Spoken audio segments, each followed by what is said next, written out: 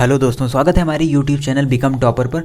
और हम लोग अपनी फिजिक्स की क्लास में पढ़ रहे थे यूनिट 11 और उसको हम पूरी तरीके से कंप्लीट कर चुके थे। यानी यूनिट 1 से यूनिट 11 तक की जो हमारी सभी यूनिट्स हैं पूरी तरीके से कंप्लीट हो चुकी हैं।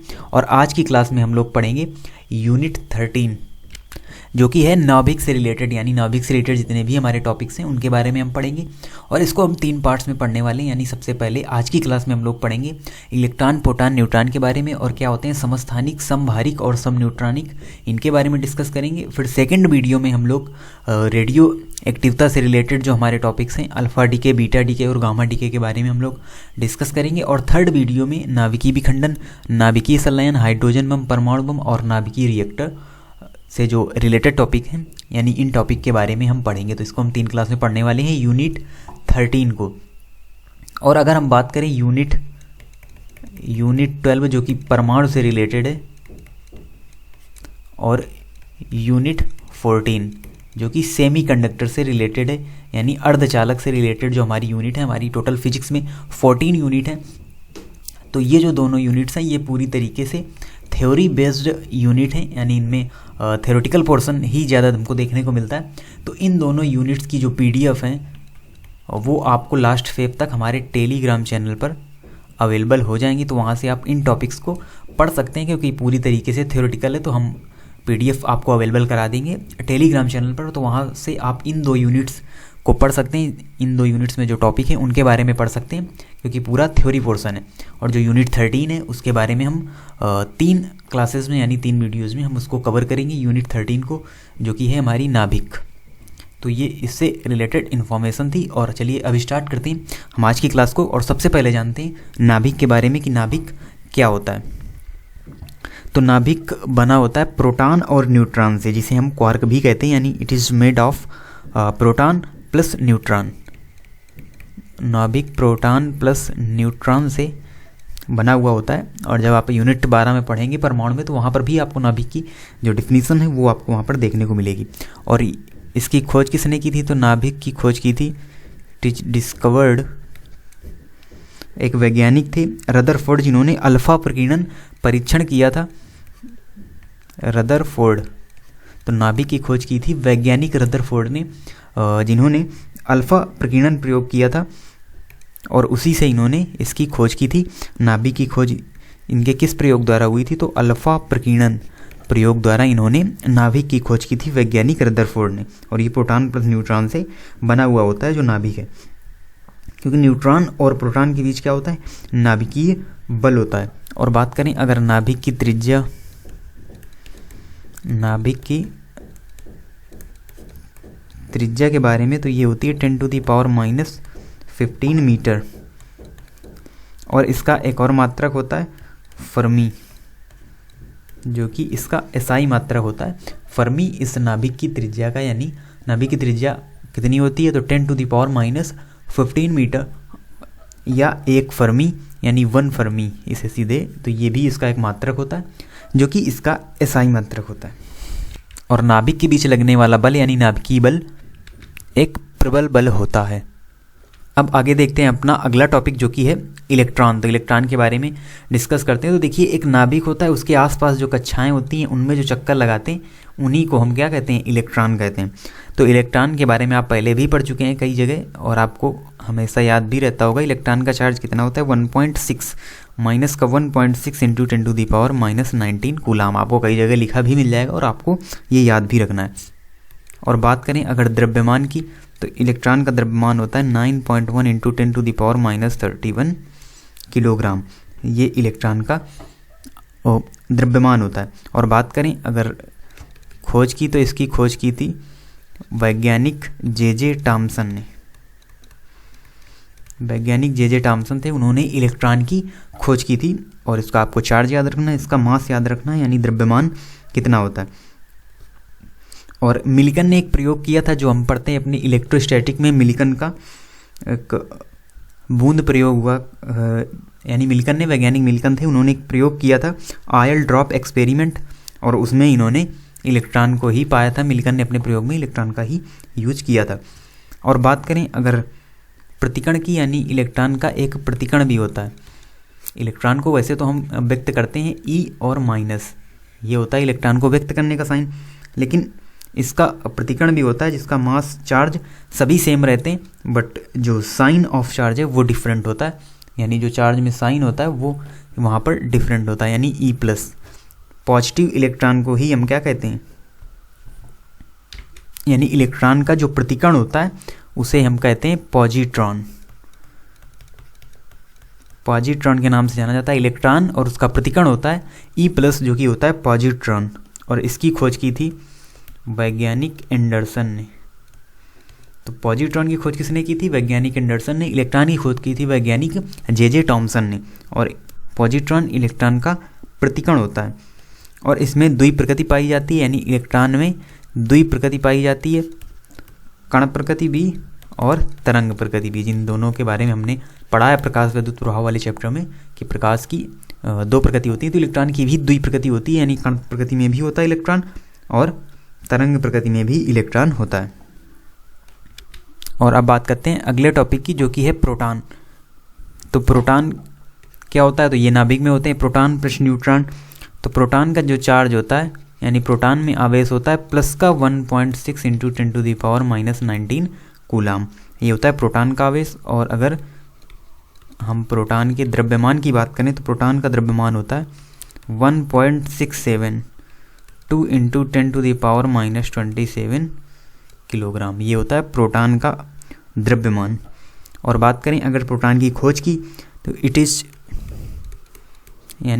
इट इज़ डिस्कवर्ड बाय वैज्ञानिक गोल्डस्टीन, यानी इसकी खोज की थी एक वैज्ञानिक थे गोल्डस्टीन ने इसकी खोज की थी। बट जो प्रोटॉन नेम, यानी जो प्रोटॉन नाम है वो किसने दिया था, प्रोटॉन नाम दिया था वैज्ञानिक रदरफोर्ड ने। तो इसीलिए कह दिया जाता है कि प्रोटॉन डिस्कवर्ड बाय रदरफोर्ड, इसीलिए गोल्डस्टीन का नाम नहीं आता। लेकिन जो खोज की थी, जो मेन सबसे पहले प्रोटॉन को खोजा था गोल्डस्टीन, लेकिन प्रोटॉन नाम दिया उस कण को वैज्ञानिक रदरफोर्ड ने, इसीलिए ज़्यादा सही यहाँ पर रदरफोर्ड को माना जाता है। इसका खोजकर्ता, प्रोटॉन का खोजकर्ता रदरफोर्ड को माना जाता है। तो ये चीज़ भी आपको याद रखनी है। अगर ऑप्शन में रदरफोर्ड नहीं है तो आप गोल्डस्टीन ऑप्शन सही करेंगे। तो ये हमारा प्रोटॉन हो गया। उसके बाद हम देखते हैं न्यूट्रॉन के बारे में। तो न्यूट्रॉन क्या होते हैं, न्यूट्रॉन भी प्रोटॉन के साथ ही नाभिक में पाए जाते हैं। और न्यूट्रॉन में जो चार्ज होता है ये होता है शून्य, यानी न्यूट्रॉन मतलब न्यूट्रल, इसमें कोई भी चार्ज नहीं होता है, शून्य चार्ज होता है इसमें। और अगर बात करें द्रव्यमान की तो न्यूट्रॉन का द्रव्यमान होता है 1.674 × 10⁻⁻27 kg, ये इसका द्रव्यमान होता है। और खोज करता है, यानी इसकी खोज की थी वैज्ञानिक चैडविक ने, जेम्स चैडविक ने खोज की थी न्यूट्रॉन की। और बात करें अगर हम रेडियस की, यानी न्यूट्रॉन की जो रेडियस होती है वो कितनी होती है, तो ये होती है 0.8 × 10⁻⁻15 मीटर। तो ये इसकी रेडियस होती है। तो ये तीनों कणों के बारे में हमने पढ़ा, इलेक्ट्रॉन क्या होते हैं, प्रोटॉन क्या होते हैं, न्यूट्रॉन क्या होते हैं। सभी के आपको जो खोज करता है उनको याद रखना है, और किसमें कितना चार्ज होता है, कितना किसका द्रव्यमान होता है, वो आपको याद रखना है। देखिए एक सार टिक भी है इनके जो खोज करता है उनको याद रखने की, इट पर नाच, ये एक ट्रिक है छोटी सी जिससे आप इनके खोजकर्ताओं को याद रख सकते हैं। ई से इलेक्ट्रॉन और टा से टॉमसन, यानी इलेक्ट्रॉन की खोज की थी वैज्ञानिक टॉमसन ने। पा से यहाँ होगा प्रोटॉन और रा से रदरफोर्ड, यानी प्रोटॉन की खोज रदरफोर्ड ने की थी। ना से न्यूट्रॉन, और न्यूट्रॉन की खोज की थी वैज्ञानिक जेम्स चैडविक ने। तो ये याद करने की छोटी सी ट्रिक है जिससे आप इनको याद रख सकते हैं अच्छी तरीके से। और बात करें अगर इंक्रीजिंग ऑर्डर ऑफ मास क्या होगा, यानी द्रव्यमान का बढ़ता हुआ क्रम क्या होगा, तो इलेक्ट्रॉन फिर प्रोटॉन फिर न्यूट्रॉन, यानी न्यूट्रॉन का द्रव्यमान सबसे ज़्यादा होता है, फिर प्रोटॉन का, और फिर इलेक्ट्रॉन का द्रव्यमान सबसे कम होता है। और छोटी छोटी कुछ और चीज़ें आपको याद रखनी है, जैसे प्रोटॉन का द्रव्यमान और इलेक्ट्रॉन के द्रव्यमान का अनुपात क्या होता है, 1837। और बात करें अगर न्यूट्रॉन के द्रव्यमान और इलेक्ट्रॉन के द्रव्यमान की, तो ये होता है 1839। तो ये भी आपको याद रखना है, कैलकुलेशन में आपके लिए ये चीज़ें यूजफुल होंगी। तो देखिए इलेक्ट्रॉन, न्यूट्रॉन और प्रोटॉन के बारे में हम लोग पढ़ चुके। अब देखते हैं परमाणु संख्या किसे कहते हैं। तो परमाणु संख्या या इसी का एक और नाम होता है परमाणु क्रमांक। परमाणु संख्या या परमाणु क्रमांक, आपको कंफ्यूज नहीं होना, क्योंकि परमाणु संख्या, परमाणु क्रमांक, परमाणु द्रव्यमान, परमाणु भार ये सभी सेम लगते हैं, लेकिन इनमें डिफरेंस होता है। तो आपको वही चीज़ समझते हुए चलना है। जो परमाणु क्रमांक है, परमाणु संख्या है, ये एक ही चीज़ होती है, यानी एक ही नाम है, अलग अलग नाम से इनको जाना जाता है, लेकिन ये एक ही है। परमाणु क्रमांक कहें हम या परमाणु संख्या कहें, इसे डिनोट किया जाता है जेड से और कभी कभी पी से भी, क्योंकि जो नंबर ऑफ प्रोटॉन्स होते हैं वही होती परमाणु संख्या। देखिए जेड बराबर क्या होता है, नंबर ऑफ प्रोटॉन, ये होता है ऑलवेज, यानी जितने प्रोटॉन होंगे किसी नाभिक में या किसी तत्व में, किसी तत्व के नाभिक में जितने प्रोटॉन होंगे वही उसकी परमाणु संख्या होगी, यानी वही उसका परमाणु क्रमांक होगा। और एक और होता है, यानी अगर आपको पता लगाना है इलेक्ट्रॉन दिए गए हैं तो नंबर ऑफ इलेक्ट्रॉन से भी आप उसकी परमाणु क्रमांक यानी परमाणु क्रमांक के परमाणु संख्या का पता लगा सकते हैं। लेकिन इलेक्ट्रॉन कैसा होना चाहिए, उदासीन होना चाहिए। और प्रोटॉन में वो तो सेम ही होगा, यानी जो नंबर ऑफ प्रोटॉन्स जितने होंगे वही उसकी परमाणु संख्या होगी, वही उसका परमाणु क्रमांक होगा। लेकिन अगर इलेक्ट्रॉन के केस में आता है तो इलेक्ट्रॉन हमेशा उदासीन होना चाहिए। एक एग्जाम्पल के माध्यम से हम यहाँ पर समझते हैं। जैसे देखिए ये है 11Na, तो ये केमिस्ट्री से रिलेटेड भी टॉपिक है, वहाँ पर भी ये चीज़ें आपको देखने को मिलेंगी। और इसके बाद 11Na+, ये लगा हुआ है, फिर 8 ऑक्सीजन 2- होता है। ये देखिए 3 है। अब इसमें हमको क्या निकालना है, इसमें हमको नंबर ऑफ प्रोटॉन्स निकालना है, नंबर ऑफ इलेक्ट्रॉन्स निकालना है। तो ये देखिए प्रोटॉन्स वाले नंबर हो गए और ये हमारे हो गए इलेक्ट्रॉन्स वाले नंबर। तो देखिए इसमें कितने प्रोटॉन होंगे, तो ये देखिए इसकी परमाणु संख्या लिखी हुई है, इस प्रकार से ही डिनोट किया जाता है। परमाणु संख्या नीचे लिखी जाती है, परमाणु जो द्रव्यमान है वो ऊपर लिखा जाता है। तो ये देखिए 11 इसमें प्रोटॉन है, इसमें भी 11 प्रोटॉन है और इसमें 8 प्रोटॉन है। तो ये प्रोटॉनों की संख्या जैसा एज इट इज हमने लिख दिया। लेकिन बात करें अगर इलेक्ट्रॉनों की संख्या की, तो इसमें तो 11 इलेक्ट्रॉन होंगे, बट इसमें देखिए ये प्लस लगा हुआ है, यानी 11-1, जो प्लस लगा है तो माइनस कर देंगे, माइनस लगा है तो प्लस कर देंगे, यानी इसमें इलेक्ट्रॉनों की संख्या क्या होगी, 10 होगी। और इसकी बात करें तो 8 ऊपर -2 है तो नीचे +2 कर देंगे 10, यानी इसमें भी इलेक्ट्रॉनों की संख्या 10 होगी। तो देखिए प्रोटॉन अलग अलग संख्याओं में है जबकि इलेक्ट्रॉन अलग अलग संख्याओं में, तो इसीलिए यहाँ पर लिखा हुआ है नंबर ऑफ इलेक्ट्रॉन और वो होने चाहिए उदासीन। तो अभी तो देखिए चार्ज है, इसको हमने उदासीन कर दिया तो 10 इलेक्ट्रॉन हो गए, इसमें भी 10 इलेक्ट्रॉन, इसमें भी 10 इलेक्ट्रॉन, यानी ये दोनों तत्व कैसे हैं, ये दोनों तत्व हैं सम इलेक्ट्रॉनिक, ये दोनों तत्व हैं। तो ये परमाणु संख्या कॉन्सेप्ट है। परमाणु संख्या, परमाणु क्रमांक आपको एक साथ याद रखना है। नंबर ऑफ प्रोटॉन्स को ही परमाणु संख्या, परमाणु क्रमांक कहा जाता है। अब हम बात करें परमाणु द्रव्यमान, या इसे ही कहा जाता है परमाणु भार। तो आपने परमाणु क्रमांक और परमाणु भार पढ़ा होगा केमिस्ट्री में, लेकिन इसके ये भी नाम होते हैं। परमाणु द्रव्यमान के नाम से कभी कभी चीज़ें दी जाती हैं तो फिर आप उसमें कन्फ्यूज होते हैं। और इसे डिनोट किया जाता है ए से डिनोट किया जाता है परमाणु द्रव्यमान या परमाणु भार को। तो ऊपर हमने देखा था जेट के बारे में, तो उसी से इसका भी फार्मूला बनता है A = P+N, यानी जो परमाणु भार होता है, परमाणु द्रव्यमान होता है, तो वो प्रोटॉन और न्यूट्रॉनों की संख्या का योग होता है। और प्रोटॉन बराबर क्या होता है, P बराबर होता है Z, यानी जो परमाणु क्रमांक होगा वही उसमें प्रोटॉनों की संख्या होगी उस नाभिक में। तो यहाँ से, और अगर हमको निकालना है नंबर ऑफ न्यूट्रॉन की संख्या, तो इसी सूत्र से हम बना लेंगे। P को इधर पक्षांतर करेंगे तो A - P, यानी अगर हम परमाणु भार में यानी परमाणु द्रव्यमान में परमाणु संख्या को या परमाणु क्रमांक को घटा दें तो हमको नंबर ऑफ न्यूट्रॉन्स पता चल जाएंगी, न्यूट्रॉन की जो संख्या है वो हमको पता चल जाएगी। एक एग्जाम्पल के माध्यम समझते हैं, 11Na23। अब देखिए ये एक नाभिक दिया हुआ है तो हम समझ जाते हैं जो नीचे लिखा हुआ होता है वो होता है हमारा परमाणु क्रमांक, और जो ऊपर लिखा हुआ होता है वो हमारा होता है परमाणु भार।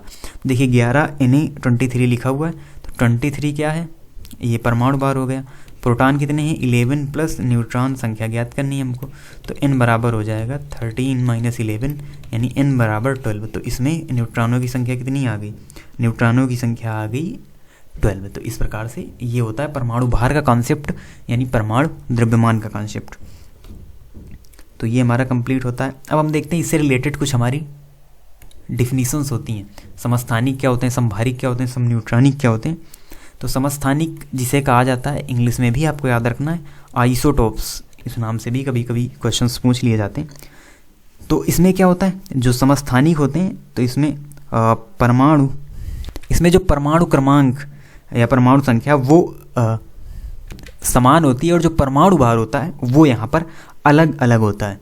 तो समस्थानिक की क्या होती है शर्त, समस्थानिक की शर्त ये होती है कि विभिन्न तत्वों के विभिन्न परमाणु जिनका परमाणु क्रमांक समान होता है और परमाणु भार अलग अलग होता है वो कहलाते हैं क्या, समस्थानिक। यानी परमाणु क्रमांक होगा समान और परमाणु भार होगा अलग अलग, डिफरेंट। अब एक एग्जांपल से हम यहाँ पर समझते हैं, 1H1 1H2, ये हाइड्रोजन के ये समस्थानिक हैं 1H3। तो देखिए यहाँ पर नीचे लिखा हुआ होता है परमाणु क्रमांक, ऊपर परमाणु भार।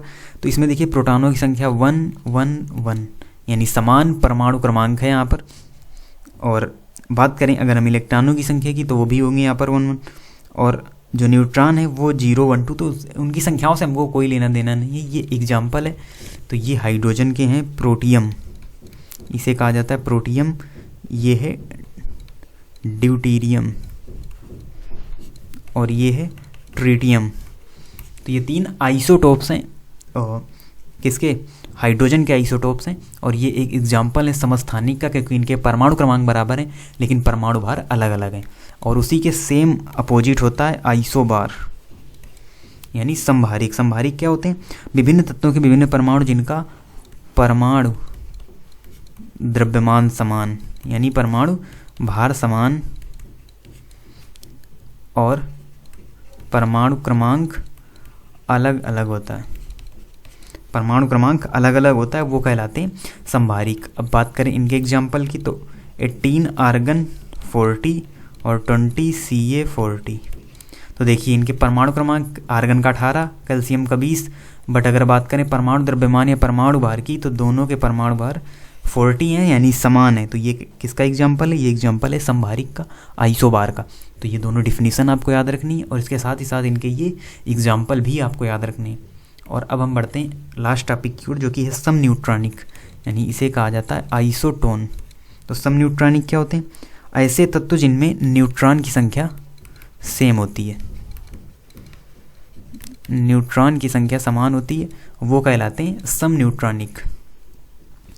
तो इसमें क्या होगा, तो न्यूट्रॉनों की संख्या का हमने आपको फार्मूला बताया था A-P, न्यूट्रॉनों की संख्या A-P से निकाली जाती है। तो इसके एग्जाम्पल हैं 7N15 और 8O16। तो देखिए ऐसे आप इसमें पता नहीं लगा पाएंगे कि समस्थानिक है समभारिक है या समन्यूट्रॉनिक है। तो समस्थानिक और समभारिक का पता देखते ही लग जाता है कि परमाणु द्रव्यमान अगर समान है तो वो समभारिक है, और अगर परमाणु क्रमांक समान है तो वो समस्थानिक है। लेकिन यहाँ पर दोनों नहीं है, तो हम फिर निकालेंगे न्यूट्रॉनों की संख्या।